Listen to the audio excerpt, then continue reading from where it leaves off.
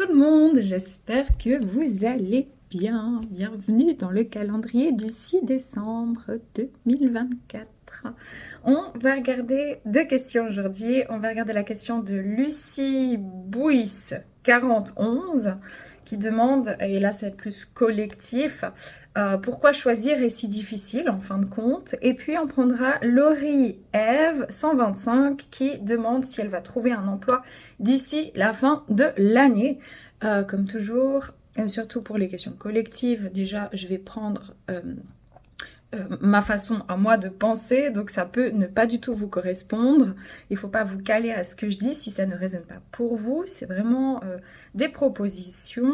Et puis pour Laurie Eve 125, déjà je précise parce que vous êtes nombreux à me demander ce genre de choses, mais les amis, moi je ne suis pas voyante, hein. Vous confondez beaucoup la guidance et la voyance.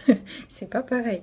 C'est-à-dire que vraiment la voyance, une voyante elle peut répondre à ces questions-là. Moi en général je ne peux pas, donc moi je les prends au hasard, j'essaie de vous aider, mais il faut bien comprendre que c'est des questions très fermées et je vais plutôt comprendre ou essayer de voir pourquoi ça bloque, qu'est-ce qui bloque, etc. C'est comme ça que ça fonctionne chez moi. Donc pour les prochaines questions, restez un peu plus large, ce serait mieux parce que c'est plus compliqué en fait. Et donc je peux aussi me tromper. On y va tout de suite avec la question de Lucy Boyce 41 qui nous demande pourquoi est-ce si difficile finalement de faire des choix, de choisir. Alors, selon moi, et sans vérité aucune, le choix est responsable, il est individuel. Le choix mène à des actions qui vont avoir des répercussions positives ou négatives, mais en général positives et négatives. Je ne connais pas beaucoup de situations, si on prend par exemple les stars, qui deviennent des stars, qui font le choix voilà, d'être connues, etc. Elles ont le lot de positif, donc elles ont peut-être la gloire, etc. Mais elles ont tout ce qui va de négatif avec. C'est-à-dire qu'elles vont être photographiées par des paparazzis en permanence, elles vont avoir une pression, une responsabilité d'image, etc. que la plupart du commun des gens n'ont pas. C'est comme ça pour toute chose. Donc l'être humain est très, désolée pour les mots, mais pour moi il a été très très bien domestiqué pendant des années et des années et des siècles par des personnes qui connaissent pertinemment bien les mécanismes de défense, le cerveau humain, tout ce qui est en lien en fait avec la soumission, la domination, et les êtres humains peinent souvent effectivement à faire des choix parce qu'on les a plutôt habitués à la contrainte, à la règle, à la condensation. Ça veut dire je ferme un maximum de mes potentiels et je me concentre que sur celui que la société veut voir naître en moi ou mes parents, etc. etc. Donc l'être humain... Finalement, le choix égale la souveraineté, et quand on regarde nos sociétés, nous ne sommes plus tant souverains que cela. Donc, et pour répondre à cette question aussi humblement possible, je dirais que pour certaines personnes, faire des choix, ce n'est pas du tout difficile, quand pour d'autres, ça l'est. Ça va dépendre aussi, par exemple, si vous avez eu des parents, une maman, un papa qui vous a beaucoup restreint dans vos choix ou qui était très apeuré et donc qui a toujours pris les devants pour vous protéger, vous surprotéger. Donc si on a des personnes qui ont été surprotégées, elles peuvent peiner justement à prendre leur propre choix, leur propre responsabilité. Cela va dépendre aussi des mémoires familiales, de la mémoire d'âme d'une personne, mais de toute manière l'être humain fait des choix. C'est aussi une vision assez binaire dans cette question-là, parce que, sans méchanceté aucune, mais finalement on fait des choix tout le temps et c'est pas si compliqué. Disons que les choix ne sont pas compliqués. Quand vous avez faim, en général vous allez choisir de manger. Quand vous vous réveillez le matin pour aller travailler, vous avez fait le choix d'aller travailler, et tous les jours vous renouvelez ce choix-là en vous dirigeant dirigeant à votre job. Donc il y a plein de choix qui se prennent au quotidien, tout le temps, tout le temps, tout le temps. Vous choisissez l'heure à laquelle vous mangez, ou par inadvertance, si vous avez un job et que vous avez des contraintes pour aller manger à telle heure, vous avez choisi ce métier qui fait que vous allez manger à telle heure. Vous allez choisir si vous allez ou pas sortir avec telle personne, oublier votre passé, aller de l'avant, vous investir. Voilà, donc il y a des choix qui sont tout à fait, on va dire, communs, quotidiens, et donc c'est pas difficile de les faire, vous les faites tout le temps en fait. La personne qui croit qu'elle ne sait pas choisir, c'est faux, parce qu'à tout moment dans votre journée, vous faites des choix quotidiennement, tout le temps, et ils sont aisés, ils sont faciles, ils sont presque automatiques, basés sur votre quotidien. Et donc, les choix qui sont les plus perturbants, ce sont les choix de vie, les choix du cœur, le choix de miser sur soi-même, de se responsabiliser. Et je dirais que, alors, le choix est facile à faire, le choix conscient l'est beaucoup moins. Pourquoi? Parce que quand on a quelque chose qui nous tient à cœur, ou quand on sait que ça va nous demander un changement de vie, ou qu'on doit choisir entre deux situations bien précises, on se met une certaine pression pour aller dans le plus de justesse possible, pour ne pas se casser la figure. Et parfois, les choix vont faire que vous allez vous casser la figure. Le plus important, c'est pas mince, je me suis cassé la figure, mais c'est plutôt de quelle manière je me relève. Donc, je dirais pas que le choix est difficile en soi, c'est plutôt le choix conscient qu'il est.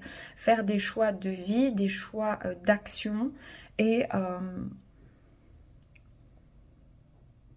je pense aussi que dans la société de surconsommation dans laquelle on est, on a beaucoup, beaucoup trop de choix. C'est-à-dire qu'avant, on était très humble, on se contentait aussi de ce qu'on avait, on était content. À l'époque, ben voilà, c'était plutôt du pain, de la soupe. Le week-end, si on avait de la chance, un peu plus financièrement, on pouvait s'octroyer le droit à manger peut-être du poulet, de la dinde.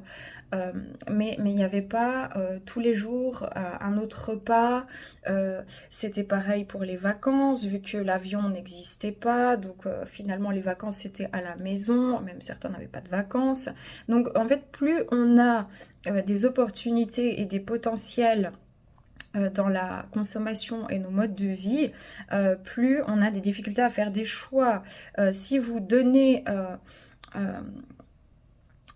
dans des pays, par exemple sous-développés, où les enfants n'ont presque pas de jeux, vous lui donnez le choix entre deux jouets, il va choisir très très rapidement un des deux. Mais dans nos sociétés occidentales, où on a énormément, pas pour tout le monde, mais pour l'essentiel de la population, les enfants peineront à faire des choix, ne serait-ce que pour leur cadeau de Noël, etc. C'est pareil, plus on a des jouets dans sa chambre, moins on sait avec quoi jouer. C'est pourquoi moi, à un moment donné, bon, il n'en avait pas des tonnes, mon fils, de jouets, mais ce que je faisais, c'est que je mettais une partie des jouets tous les 6 mois à la cave, et je les ressortais 3-6 mois plus tard. Il était tout content, c'était comme si c'était des nouveaux jouets, parce que quand il avait trop de choix, il pouvait même s'ennuyer, hein. Donc plus il y a plus on nous propose des alternatives, plus il est compliqué de choisir aussi. Parce que c'est comme si on te dit, ben avant tu avais du bleu clair, puis maintenant tu as du bleu turquoise, bleu foncé, bleu clair, bleu roi, bleu azur, etc. Qu'est-ce que tu vas utiliser? Pour pouvoir évaluer la couleur que tu vas prendre, soit tu sais exactement ce que tu veux faire, donc c'est un choix déterminé qui est très simple et rapide, ou alors tu vas dire, si j'utilise cette couleur, peut-être je vais pouvoir la modeler avec ça, et il n'y en a pas qu'une, donc je vais réfléchir pour chacune des couleurs, vous voyez? Donc je dirais pas que c'est difficile de faire des choix. Non, pour moi, ce n'est pas le cas, mais je pense que ça dépend aussi de l'individu en question. Et que ce qui est difficile, c'est de prendre la responsabilité de miser sur soi, de prendre le risque de se planter, ou de prendre le risque de réussir quelque chose, et qu'il n'y a pas de recette miracle. En fait, la vie est un choix, respirer est un choix, se nourrir est un choix, choisir un travail est un choix, et parfois on a des choix très restreints, parce que si on n'a pas de travail, on peut mourir de faim. Donc le choix, il va être de, par exemple, protéger sa famille, de partir pour envoyer après de l'argent au pays, par exemple, pour certaines personnes. Ça reste un choix, c'est un choix sous contrainte, c'est vrai, sous responsabilité, mais c'est aussi un choix du cœur pour aider sa famille, par exemple. Donc, il s'agit d'arrêter de se prendre la tête et d'aller à l'essentiel. Comment on va à l'essentiel? Comment je me sens? De quoi j'ai besoin? Qu'est-ce que je mets en place? Et ensuite, le reste suit. Et si on se casse la gueule, eh ben on se relève. On se complique simplement la vie. On se complique extrêmement la vie. Et c'est pour ça, je pense que les choix sont plus difficiles. Et aussi pour ce que j'ai nommé au début de cette explication, tant sur le fait de la surconsommation, mais également de la peur de faire des choix parce qu'on est énormément domestiqué, on nous met sur des rails depuis gamin, et puis c'est pas évident pour tout le monde de se confronter à des choix de vie, des choix personnels, d'y croire, de se donner même les moyens, sans avoir besoin d'une approbation extérieure parce que, ben voilà, à l'école, quand vous allez avoir besoin de faire pipi, vous levez la main et c'est une autorité qui décide si oui ou non vous allez pouvoir solutionner ce besoin primitif, tout simplement. Donc, on arrive dans des sociétés où les individus n'arrivent plus à aller dans leurs besoins, dans leurs ressentis et à miser sur eux. Donc voilà ce que je peux dire sur les choix. Je pense que le choix est en aucun cas difficile. Ce qui est difficile, c'est la manière dont on perçoit les choix, des répercussions et des non-prises d'action qui conduisent inéluctablement à une stagnation. Et donc c'est pour ça qu'il faut prendre le choix de risquer, parce qu'il y aura de toute façon dans chacun de vos choix du positif et du négatif à prendre en compte. De toute manière, ça sera jamais parfait et je pense que ça c'est la grande illusion de l'être humain. Je veux être parfait, je dois être meilleur, il faut que ma vie soit meilleure, il faut que mes repas soient meilleurs, puis au final on perd l'essentiel. L'essentiel est de respirer, d'être joyeux, d'être en bonne santé, de faire en sorte d'être en bonne santé, parce qu'on peut se plaindre de ne pas être en bonne santé, mais si on ne fait pas de sport, qu'on ne boit pas suffisamment d'eau, on n'a pas un sommeil réparateur, et puis qu'on est toujours dans les mêmes stress, puis on se dit, ah ben tiens, c'est à cause de mon travail. Non, le travail n'est qu'une résultante des premiers choix que vous avez faits. Ça veut dire que ça a peut-être été des choix de peur ou de nécessité dans lesquels il faut peut-être revenir en arrière pour pouvoir changer la dynamique de votre vie et commencer à changer toute votre perception de vous-même, faire des efforts pour pouvoir conduire votre barque différemment et ensuite peut-être pourquoi pas changer de métier ou en tout cas changer votre manière de vivre les choses pour vous éviter d'être aussi complètement dépassé. Je pense qu'aussi dans la société, là où c'est plus compliqué de faire des choix, c'est qu'il y a moins de projections possibles, vu qu'il y a beaucoup d'insécurité financière, matérielle, affective aussi. Et que forcément dans la pyramide de Maslow, la pyramide des besoins, tout en haut, on a quand même je crois ce besoin d'accomplissement, de projection. Et si les besoins de base, donc la sécurité affective, la sécurité tout court, de se sentir en sécurité dans son pays, chez soi, sous son toit, dans sa santé, si on n'a pas assez d'argent, voilà que les besoins fondamentaux ne sont pas suffisamment on va dire satisfaits, en fait le besoin de projection n'existe même plus. C'est-à-dire que moi je suis en mode survie et donc comment je peux commencer à aller ouvrir des potentiels alors que je suis déjà en mode survie et le cerveau il n'est plus capable de trier les informations et d'aller se projeter parce que il utilise qu'une seule partie d'un réseau neuronal qui va le mettre en état de survie, de stress, etc. Et il va être privé d'une forme de raisonnement pour pouvoir justement le conduire à des nouvelles projections de vie. Donc c'est un sujet qui est très intéressant, qui est très vaste. La question pour moi est saine, elle est magnifique et on remercie Lucie Boyce 4011 je pense que voilà, définitivement, les choix ne sont pas si compliqués que ça, mais c'est tout ce qui va autour, l'engrenage dans lequel on vit, la non-conscience des chances que l'on a, la non-gratitude du quotidien et l'envie, le besoin de se sentir... c'est comme si je vais jouer au bowling et que le choix conscient, c'est j'enlève les barrières et puis si je me plante, mais au moins j'essaie. Et le choix inconscient, c'est je mets les petites barrières sur le côté, c'est pouvoir me sentir sécurisée et puis me dire, ben tiens, je vais pas déborder, je vais pas me casser la figure, je vais avoir une approbation, on va venir me sécuriser sur mon avenir, etc. Et donc là, ben, on n'est plus en train vraiment de vivre, on est déjà dans l'état de survie inconscient et il faut repartir dans la conscience et miser sur soi-même. Voilà ce que je pense des choix, de la difficulté à faire des choix pour l'être humain. Prenez que si ça résonne. Évidemment, je ne détiens pas de vérité, c'est ma manière de penser. On embrasse le Sea Boys 41, plein d'amour. Alors on continue avec la question de Laurie Eve 125 qui demande si elle va trouver un emploi d'ici la fin de l'année, prendre que ce qui résonne. Je peux réellement me tromper. Si Laurie veut laisser un commentaire pour expliquer si ça lui a parlé ou pas, elle est libre de le faire ou pas. Que ce soit que j'ai fait le plus juste ou alors le plus faux, sans souci. Mais je pense pas que j'aurai sincèrement cette réponse-là. Par contre, on va regarder ce qui se passe. Allez, on y va, Laurie, c'est parti. 125, hein.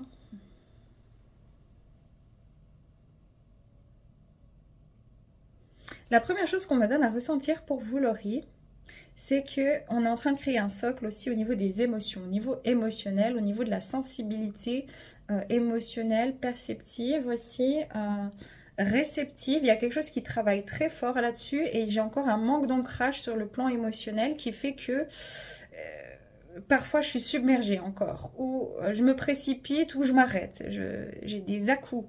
Vite, vite, vite, plus rien qui se passe, ou j'ai plus envie, ou la vie m'arrête. Non, mais j'ai un sentiment comme ça de lutte un petit peu entre je vais de l'avant, mais en même temps j'ai du mal à lâcher quelque chose de mon passé. Est-ce que c'est sentimental? C'est possible, mais ça peut être tout à fait autre chose.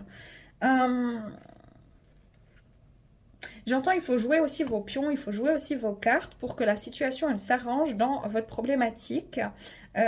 Parce qu'on est déjà... En fait, on a peur, on a aussi peur d'y croire et de se prendre un gros vent, un gros mur qui viendrait remettre en question tout le travail que l'on a fait pour se sentir de nouveau plus à l'aise avec soi-même, plus confiante dans ses ressources et le travail de valorisation que vous avez fait suite peut-être à une rupture sentimentale de ce qu'on me donne.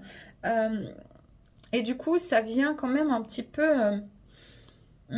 c'est comme si je trouve, ça va me légitimiser et ça va me rassurer, mais si je trouve pas de travail, je vais pas y arriver. Il y a un petit peu ici quelque chose qui travaille encore dans l'insécurité. Mhm. Je sens énormément de réflexion, mais pas que dans le domaine professionnel. De manière générale, je pense que vous êtes quelqu'un qui aimait, qui posait toujours beaucoup de réflexions sur les possibilités. Mhm. J'ai des questions d'ordre familial liées aux enfants. Est-ce que vous êtes maman? Est-ce que vous voulez des enfants? Est-ce que vous ne voulez pas des enfants? C'est pas très clair, mais en tout cas, j'ai quelque chose. J'ai peur de ne pas avoir le temps, vous voyez. C'est comme chez vous, j'ai toujours la peur de ne pas avoir le temps. J'ai peur de ne pas avoir le temps, soit de fonder ma famille, soit de développer mes projets, soit de... Je pense qu'il y a une mémoire karmique où vous avez dû partir assez jeune. C'est ce qu'on monte dans une autre vie, apprendre que si ça résonne bien sûr, pas que ça vous mette mal à l'aise. Mais j'ai un sentiment toujours d'urgence, d'urgence, d'urgence. Et je mets parfois du temps à comprendre ce que je ressens, ce que je veux, là où j'en suis. Mais une fois que je capte, il faut que ça vienne, il faut que ça se débloque immédiatement. C'est bon, j'ai mis du temps à comprendre, mais une fois que c'est là, il faut que j'ai matière, tu vois. Ok. Ok, les énergies de Laurie Eve. Ouais, bon écoutez, il y a un cadeau sur votre chemin, ma belle. Il y a un cadeau, il y a une réussite, il y a une chance à saisir ou peut-être à créer. Ici, on me parle bien d'extrasensoriel, vibration, ressenti, don et pouvoir. J'ai un 4. Donc moi, ce que je ressens ici, c'est de nouveau quelque chose qui est en train de s'ancrer sur le plan émotionnel, sur le plan féminin, sur le plan de la réceptivité. Ici, je pense qu'entre le mois, alors on ne parle pas de cette année, par contre on me parle entre le mois d'avril et le mois de juillet 2025, il y a une créativité qui reprend, on est dans un nouveau pouvoir, on a des chances, on a des réussites, on a des potentiels, il y a vraiment quelque chose qui s'ouvre ici, après plusieurs mois d'incompréhension, d'instabilité, de désintérêt même, voilà, on n'est pas mal mais on n'est pas bien, quoi. Vous voyez, l'énergie, elle est un petit peu comme ça. C'est ce qu'on me donne. On me dit aussi de vous, vous avez toujours dû défendre des intérêts dans la famille, autour de vous, pour pouvoir... En fait, c'est pas ça. Oui, il y a eu de ça, mais surtout, ce qu'on est en train de me dire, c'est pour vous, c'est vraiment pas toujours évident d'exprimer ce que votre pensée. Hein, vous voyez, c'est comme si... je ne sais pas comment faire pour me faire entendre, pour me faire comprendre, ou, etc. Et j'ai quelqu'un ici, j'ai l'impression ici, on parle, je sais pas ce que c'est, impressionnisme, exagération des mesures, bluff et prétention. J'ai vraiment cette impression-là que vous avez le sentiment de ne pas être à la hauteur, et ça, c'est depuis petite, parce qu'il y a eu beaucoup d'attentes sur vous. Et ce que je ressens, c'est qu'au fond de vous, vous avez un petit côté rebelle comme ça. Vous êtes très classe, très studieuse, et vous avez dû être très docile en fait dans votre enfance, dans la vie qui a été la vôtre, dans votre tendre enfance. Et du coup, il y a un côté plus rebelle, plus sauvage, plus nomade, et vous voyez que ça cale plus dans votre vie, que c'est plus possible, que ça freine, que ça bloque, que vous pouvez bientôt plus... vous taire, ou que tout à coup ça peut sortir d'un coup, ça fait quelques mois déjà que ça dure.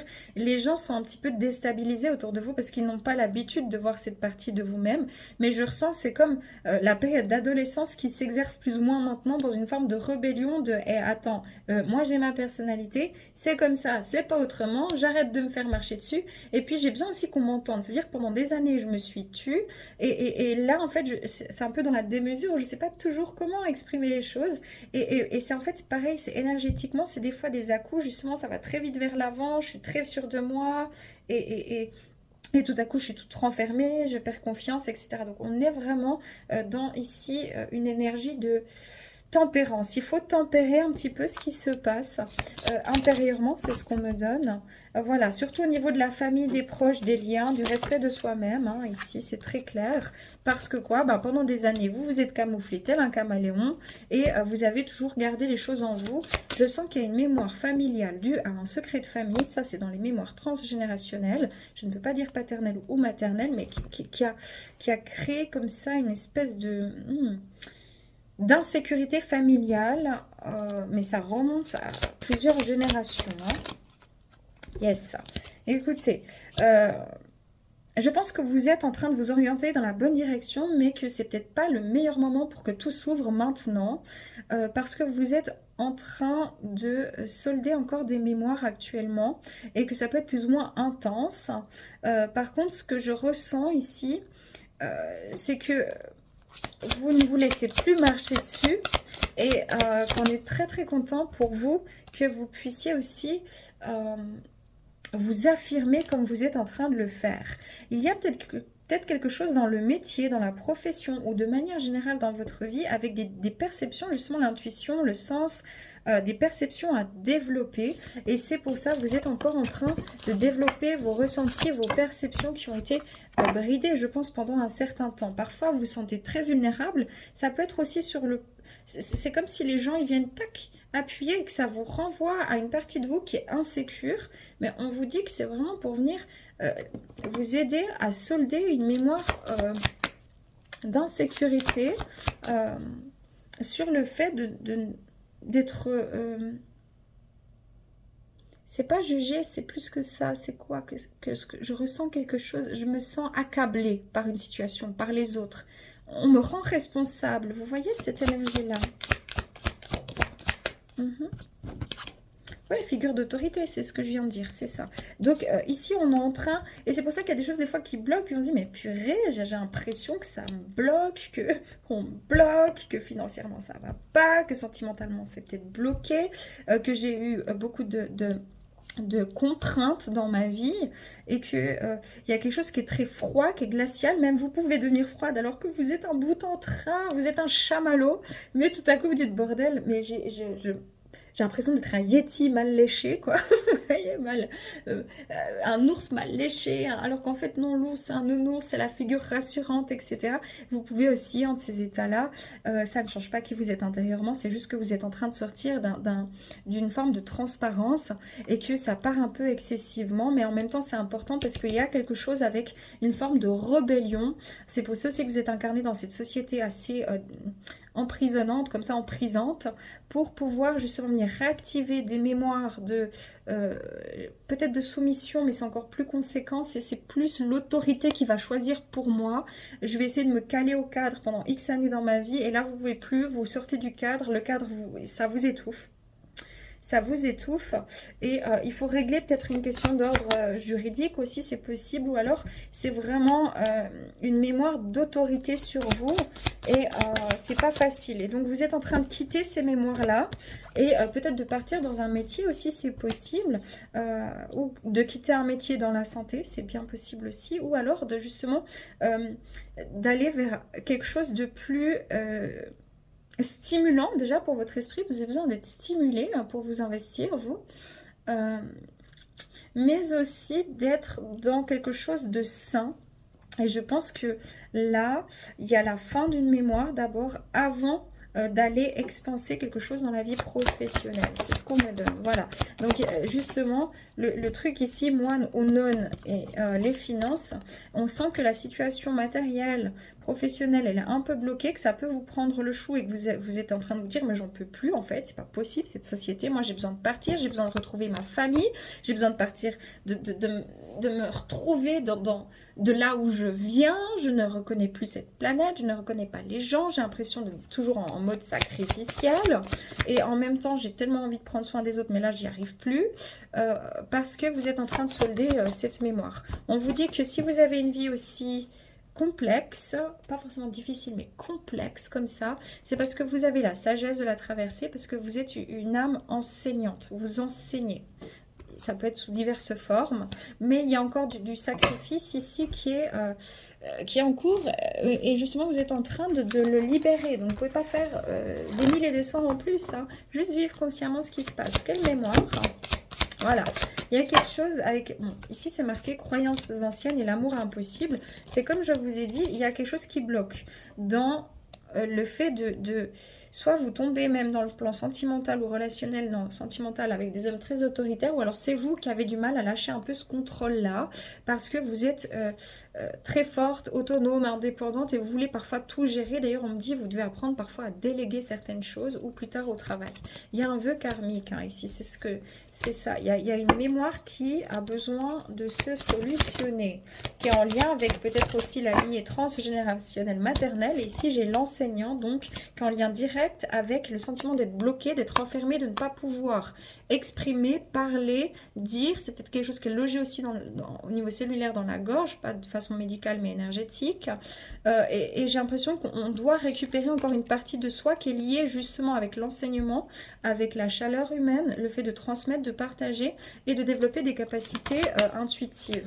Et c'est ça qui fait que vous avez l'impression parfois, voilà, de rejeter, d'être rejeté, d'être pas pointé du doigt, mais d'être accusé à tort, ou d'avoir trop de charges, trop de choses, trop de contraintes, pour pouvoir venir réactiver ici un sentiment d'impossibilité qui n'est que le reflet finalement d'une ancienne mémoire. Et on vous dit qu'il y a une partie de ça que vous êtes en train de rejeter en essayant de solutionner, de compenser quelque chose tout de suite dans votre vie, dans votre quotidien, ou dans une compensation quelconque, et que vous pouvez actuellement plus rejeter ça, et que c'est plus possible justement parce que vous êtes à la fin de cette mémoire là. Il y a dans la lignée des femmes des mémoires de maltraitance, et et ici, beaucoup de manque de repères. J'entends manque financier, manque de repères, manque d'espace aussi, de verbalisation, d'expression, d'accueil, d'entente, d'écoute chez les femmes dans votre famille. Et c'est pour ça aussi que vous avez choisi comme cette famille-là au niveau transgénérationnel pour pouvoir justement sortir d'une espèce d'ordre. Hein, d'un truc trop carré, trop ferme. Il fallait que ce soit réactivé comme ça dans l'enfance pour pouvoir vous dire, mais tiens, moi je sors du cadre, je sors de ce truc tout en restant respectueuse, respectable, honnête, voilà, par rapport à la loi, mais j'ai un autre chemin à faire, je quitte ce chemin de croix. Donc tout ça est en cours. Je ne peux pas aller beaucoup plus loin. On est sur YouTube au vu de tous. Donc moi je ne vais pas trop loin dans les mémoires là. Par respect pour tous et pour vous surtout. Mais quelque chose bouge. Est-ce qu'elle va trouver un travail d'ici la fin de l'année? Échec et temps. C'est ce que... enfin, temps. Ah oui, temps. Il me semble que j'avais vu quelque chose avec le temps ici. Et ici, étranger. C'est ça. On vous dit que là, pour l'instant, on vous demande de regarder encore. Il y a quelque chose qui se passe à l'intérieur. C'est pas un échec comme c'est noté, mais ça va prendre plus de temps que prévu avant que ça s'ouvre sur votre chemin de vie. C'est ça, avant que vous trouviez un travail qui va vous mettre en joie. Ça va arriver, hein, ça va arriver, mais pour moi, c'est pas du tout sur cette fin d'année. Je peux me tromper néanmoins, bien entendu. Ça veut pas dire qu'il faut déprimer ou autre, parce que non, justement, il y a quelque chose de très fondamental, très fort qui est en train de se passer en vous, vous comprenez? C'est hyper important ce qui est en train de se passer. Il faut prendre le temps de le vivre, là. Qu'est-ce qui se passe en synthèse pour elle? Ben oui, ma belle, on vous dit que ce temps-là, il est hyper important, hein, de nouveau. Pourquoi? Pour pouvoir travailler sur votre confiance en vous, passer le fil, ça veut dire, ben, je dois trouver un équilibre ici et je dois avoir l'audace maintenant de me faire confiance, d'écouter ma direction du cœur et de poser ensuite une action qui soit par rapport à mes choix du cœur sur le plan professionnel. Voilà. Mais avant, je dois comprendre que je faisais une résistance. Pourquoi? Parce que j'étais en déséquilibre entre le donner et le recevoir.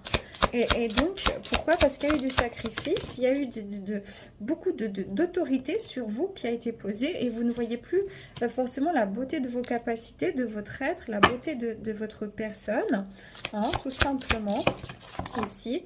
Et d'abord, il y a encore une expérience à solutionner, à comprendre, à vivre, à traverser pour lâcher ces résistances et faire fluidifier ici votre chemin professionnel une fois que vous serez en paix avec vous-même, avec un peu plus de douceur, un peu moins d'acharnement sur soi, hein, s'il vous plaît.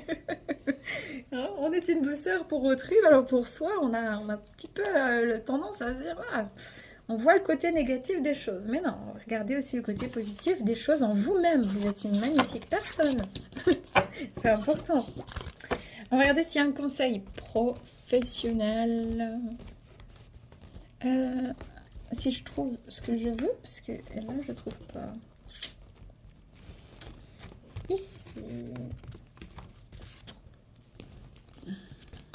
Le conseil professionnel pour le repère. Voilà. On a coopération plutôt que compétition. Ce qui vous appartient, personne ne peut vous le reprendre. Il n'y a aucune raison d'entrer en compétition avec d'autres puisque l'abondance existe pour tous. Vous avez accès à une abondance illimitée pour vous et pour la partager avec les autres, d'où l'enseignement, partager quelque chose. Un réseau de partenariat vous permettra d'accomplir tout ce que vous voulez. Donc, on vous dit plutôt que de vous sous-estimer ou de vous comparer, sachez aussi plutôt travailler avec les autres ou avec l'énergie. Désencombrement. Vous vous sentirez mieux et plus concentré quand vous aurez pris la décision de désencombrer votre maison ou votre espace de travail. Donnez tout ce qui peut servir à d'autres gens. Assurez-vous aussi de ne pas encombrer votre emploi du temps. Moi, ce que je ressens vraiment, il y a un désencombrement ici énergétique, d'où une mémoire karmique, c'est ce que j'ai ressenti. Qui fait que pour l'instant vous êtes plutôt en train en compétition avec vous-même, avec le temps, de penser que parce qu'on prend une forme de fuite vers l'avant et qu'on vous dit non, pour l'instant voilà, il faut rester, vivre ce qu'on a à vivre présentement, c'est hyper important. Et on le retrouve ici dans le domaine professionnel, on vous dit retraite dans le calme. Il est temps de vous retirer du monde extérieur afin de pouvoir discerner et traiter les véritables pensées et émotions de votre monde intérieur. C'est comme ça que j'ai commencé, en ressentant le côté émotionnel qui doit vraiment s'ancrer. Prenez le temps pour vous-même et cela vous apportera la clarté sur ce que vous devez faire maintenant. Donc on vous ralentit, ma belle, pour des bonnes raisons, même si c'est désagréable. Voilà, bah écoutez, je vous embrasse, on vous embrasse tous et plein d'amour pour vous, que votre chemin s'éclaire et que vous puissiez vous sentir soutenu aussi en vous.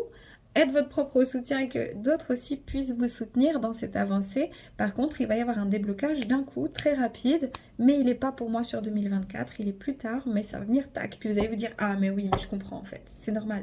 Il fallait que je traverse ça, que je vois ça, etc. pour pouvoir en fait venir développer ça. Donc ne paniquez pas, vous faites pas faux, par contre vous allez trop vite. Voilà, apprenez que si ça résonne, je vous embrasse. Au revoir à tous.